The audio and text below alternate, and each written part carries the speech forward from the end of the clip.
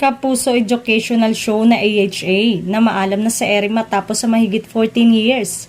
Sa wakas at natuldukan na ang isang blind item mula sa isang sikat na online site kung saan isang programa ang namaalam na dahil sa usaping pera. Hindi nga lingid sa kaalaman ng production staff ang problemang kinakaharap nila dahil sa mga pahiwatig ng mga bida ng programa na higit nakakaalam sa issue. Kaya kinukondisyon na niya ang sarili sa mga nakatakdang maganap na panibagong hamon sa kanya. Naging malungkot ang production staff ng isang TV show dahil naging bahagi ng buhay nila sa loob ng mahigit isang dekada. Ipinapalabas na lamang ang nalalabing advance tape episode ng programa bago ito tuluyang mamaalam sa himpapawid.